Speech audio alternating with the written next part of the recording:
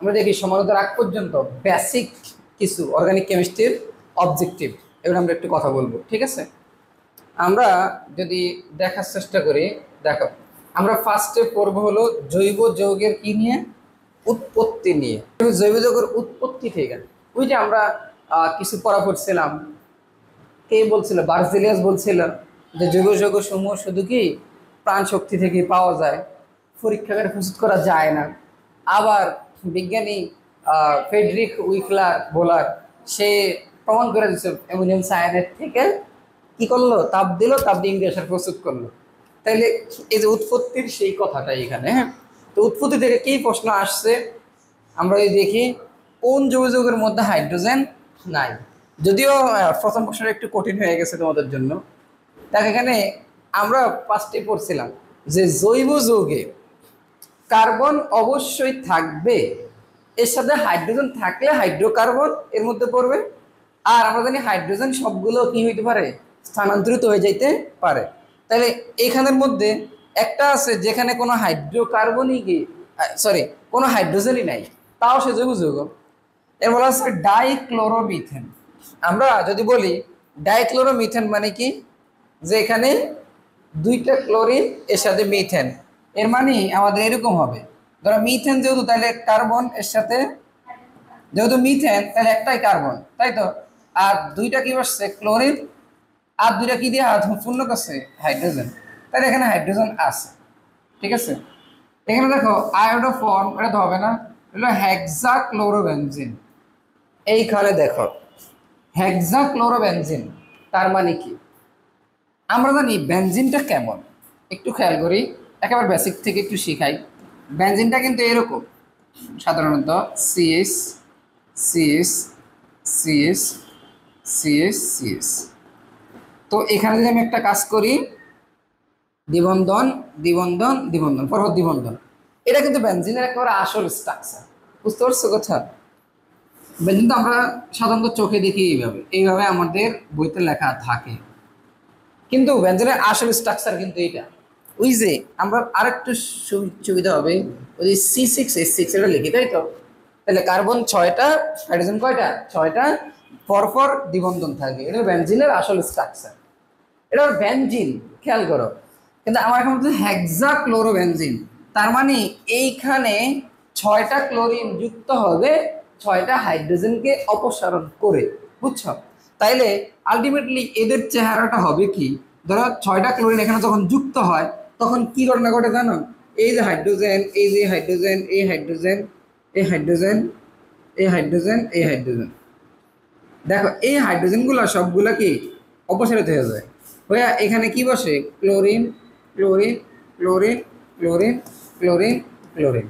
তার মানে এটাই হলো হেক্সাক্লোরোবেনজিন, 6টা ক্লোরিন 6টা হাইড্রোজেনকে সরিয়ে বসছে। তার মানে হাইড্রোজেন নাই কোন যৌগের মধ্যে, এই হেক্সাক্লোরোবেনজিনের মধ্যে। বুঝতে পারছো কথা কি, ক্লিয়ার এটুকু?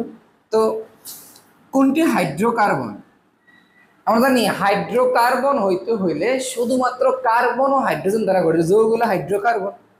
আমরা কিন্তু জানি এই পেট্রোল একটা হাইড্রোকার্বন, ডিজেল হাইড্রোকার্বন, আমরা জানি octane hydrocarbon, methane, ethane, propane, butane, pentane, hexane, heptane, octane, ethyne, propyne, butyne, pentyne, এগুলো যা সবগুলো কি হাইড্রোকার্বন। তার মানে পেট্রোল কিন্তু একটা তেল, এটা একটা হাইড্রোকার্বন। চিনি কিন্তু হাইড্রোকার্বন না, তাহলে চিনির সংকেত কিন্তু C12H22O11, তার মানে অক্সিজেন আছে। এখানেও কিন্তু সেলুলোজের ভিতরেও কি আছে, অক্সিজেন আছে। পিবিসি, পলিভিনাইল ক্লোরাইড, মানে ক্লোরিন আছে। তার মানে হাইড্রোকার্বন অনলি হাইড্রোজেন আর কার্বন দ্বারা কে আছে বলতো, পেট্রোল আছে। ক্লিয়ার? তাহলে আমরা এই প্রশ্নগুলো আশা করি পারবো। এগুলা এটা আসছে সিলেট বোর্ড 2019 আর রাজশাহী বোর্ড 2019। দেখো এবার আমরা শিখবো জৈব অজৈব যৌগের পার্থক্য সূচক বৈশিষ্ট্য। এখান থেকে কিছু প্রশ্ন আসছে আমাদের, আমরা এগুলো বেসিক আলোচনা করছিলাম যে জৈব যৌগের সংখ্যা পৃথিবীতে সবচেয়ে বেশি, কারণ তার কি আছে, কেটিনেশন ধর্ম আছে প্রায় 80 লক্ষের উপরে। অজৈব যৌগের সংখ্যা কি কম, আর প্রায় 80 থেকে 90,000-এর মতো। তারপরে আমরা শিখছিলাম জৈব যৌগগুলা সমুদ্রী বন্ধনে থাকে, আর অজৈব যৌগ সমুদ্রী বন্ধনও থাকে, আয়নিক বন্ধনও থাকে। এগুলো কিন্তু খুব সুন্দরভাবে আমরা আলোচনা করছিলাম, সবাই অবশ্যই না পারলে দেখে নিবা। এবার আসো বলছে জৈব যৌগের অণুসমূহ কোন ধরনের বন্ধন দ্বারা গঠিত? আমরা জানি জৈব যৌগের অণুসমূহ সমযোজী বন্ধন, অনলি সমযোজী বন্ধন, ঠিক আছে। আশা করি এটা আর পড়ার দরকার নেই। আর যদি বলতো অজৈব যৌগ সমযোজী হইতে পারে, আয়নিক হইতে পারে। আশা করি বুঝছো এটা। ক্যাটিনেশন ধর্ম প্রদর্শন করে কোন মৌল? আমরা জানি কার্বনের কি আছে, ক্যাটিনেশন ধর্ম আছে। তার মানে এখানে ক্যাটিনেশন ধর্ম হরণ করে কে? কার্বন। ক্লিয়ার? কার্বনের ক্যাটিনেশন ধর্মটা কি আমরা শিখছিলাম না? কার্বন কার্বন কার্বন কার্বন, সে বিশাল বড় বড় সিকল যৌগ গঠন করতে পারে, এই C60 ফুলারিন গঠন করতে পারে, মানে 60টা কার্বন দিয়ে যৌগ হইতে পারতেছে, তাই তো? তাহলে এটাই ক্যাটিনেশন, যে কার্বন কার্বন কার্বন কার্বন দিয়ে যৌগ গঠন করা, এই যে প্রবণতা বা এই করতে পারা, এটার নামই ক্যাটিনেশন। আর কার্বনের এই ধর্মটা আছে, আর এই কার্বনের ধর্ম থাকার কারণে পৃথিবীতে জৈব যৌগের সংখ্যা কি বেশি। ক্লিয়ার? ওকে, আমরা এবার শিখবো জৈব যৌগের শ্রেণীবিভাগ থেকে। আমরা শ্রেণীবিভাগ করছিলাম অনেকগুলা, তাই তো? জৈব যৌগ, প্রথমে জৈব যৌগ এলিফিটিক, অ্যারোমেটিক, এলিফিটিক, মুক্ত শিকল, বদ্ধ শিকল। সো এখান থেকে কিছু কোশ্চেন আমরা দেখে নেই। দেখো, কোনটি এলিফেটিক যৌগ? আমরা জানি এলিফেটিক হলো তেল জাতীয়, মানে যে বেনজিন জাত সারা যেগুলো আছে। তো বেনজিন জাত সারা তুমি দেখো, ethylene oxide, aniline, toluene, phenol. দেখো এই নিচের তিনটেই কিন্তু কি বেনজিন টাইপের যৌগ, তাই তো? তোমরা মোটামুটি এগুলো সম্পর্কে কিন্তু পরিচিত আছো। দেখো মোটামুটি পরিচিত। দেখো আমি একটু তাও লিখে দেখাই। এনিলিন কেমন? বেনজিনের মাথায় কি থাকবে? একটা NH2 থাকবে। তখন এটার নাম কি বলো তো? এনিলিন। টলুইন, বেনজিনের মাথায় কি থাকবে? CH3 থাকবে, তাকে বলা হবে কি? টলুইন। বেনজিনের মাথায় OH থাকবে, তাকে বলা হবে কি? ফেনল। কি বলা হবে? ফেনল। বেনজিনের মাথায় যদি NO2 থাকতো তাহলে নাইট্রো বেনজিন। বেনজিনের মাথায় ক্লোরিন থাকলে ক্লোরোবেনজিন। দেখো, আর তাহলে ইথিলিন অক্সাইড, মানে দুইটা ইথিলিনের সাথে একটা কি যুক্ত থাকবে, মানে দুইটা কার্বনের সাথে একটা ও যুক্ত থাকবে, ইথিলিন অক্সাইড। তাহলে এটা একটা এলিফেটিক যৌগ। আর এগুলো সব কি বলতো? অ্যারোমেটিক যৌগ। এই যে বেনজিন জাত যৌগ সবগুলো অ্যারোমেটিক, আর এটা কি বলতো? এলিফেটিক। আশা করি আমরা এটা বুঝতে পারছি। কোনটি সুষম চাক্রিক যৌগ? দেখো, এই যে চাক্রিক যৌগ আবার কয়েক প্রকার, এর মধ্যে সুষম চাক্রিক, বিষম চাক্রিক। দেখো এটা বুঝবা, এখনই খুব সুন্দরভাবে বুঝবা আশা করি। দেখো এই যে বেনজিন, এই যে বেনজিন, বেনজিনটার চক্রটা, এর ভিতরে কোনো কার্বন হাইড্রোজেন ছাড়া অন্য কোনো মৌল ঢুকে আছে? নাই। বেনজিনের মতো, যেমন আমরা যদি বলি দুইটা বেনজিন যদি একসাথে দেই তাকে বলা হয় নেফথালিন। কি বলা হয়? নেফথালিন। যদি আমরা তিনটা বেনজিন একসাথে দিই, বেনজিন, এটা বলা হয় অ্যানথ্রাসিন। Benzene, naphthalene, anthracene. এগুলো তো অন্য কেউ আছে? নাই। অন্য কোনো যৌগ এই সিকলের ভিতরে কিন্তু অন্য কেউ নাই।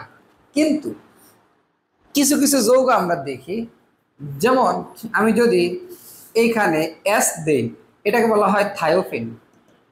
এই যে আমরা যদি বেনজিন এর সাথে আমরা কি দিই, দেখো NH দিই, এটাকে বলা হবে ফাইরোল। কি বলা হবে?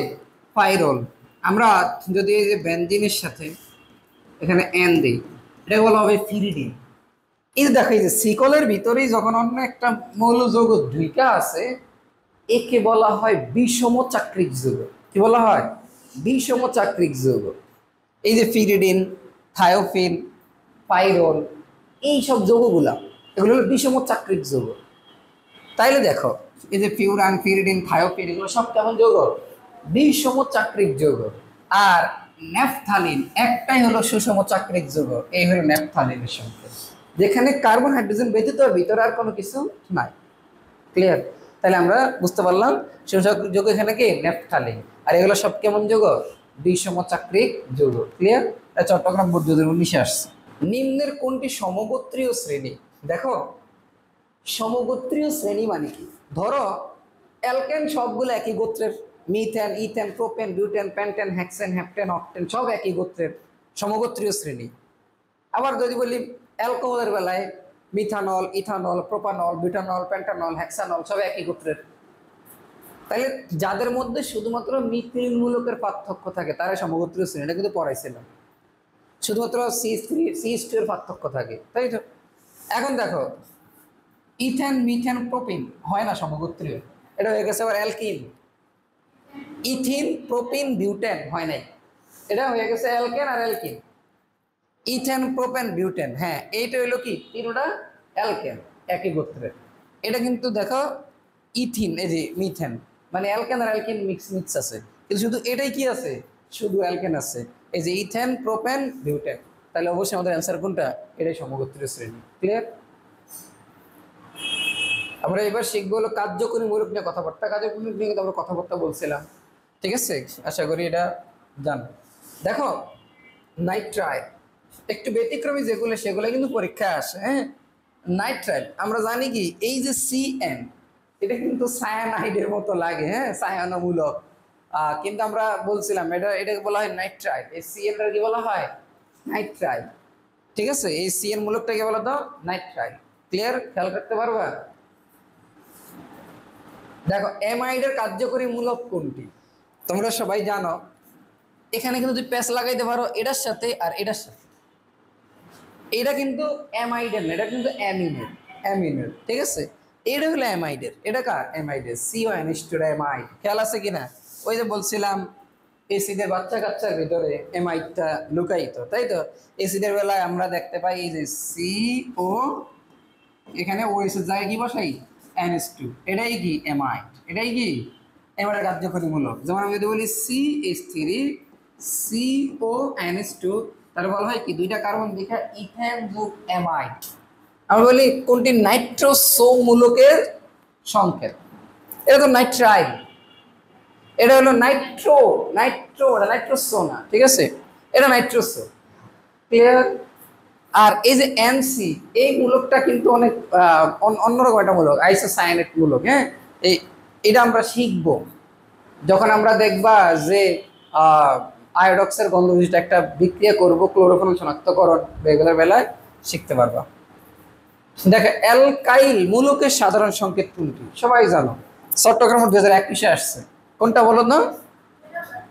এই CnH2n+2, এটা হইলো কি, সরি হ্যাঁ এটা ঠিক আছে, ঠিক আছে, এটা হলো অ্যালকেন, এটা হলো অ্যালকাইল। ঠিক আছে তোমারটা, এটা কি অ্যালকিন, এটা কি অ্যালকাইন, এটা হলো অ্যালকেন, এটা হলো অ্যালকাইল, অ্যালকাইল, এটাই উত্তর। ঠিক আছে তোমাদেরটা, এটা কি অ্যালকিন আর এটা কি অ্যালকাইন। কার্বন সংখ্যা দ্বিগুণের সাইড দুইটা কম, তাহলে হবে অ্যালকাইন। ঠিক আছে, পারবো আমরা? আচ্ছা, অগ্রগণ্য মূলক কোনটি তোমাদের বলছিলাম, ওই যে একটা 60 ভিতরে সবচেয়ে বেশি সক্রিয় কে, তাইলে এখানে কে CW সবচেয়ে সক্রিয়। ঠিক আছে, চট্টগ্রাম বোর্ড 19 এবং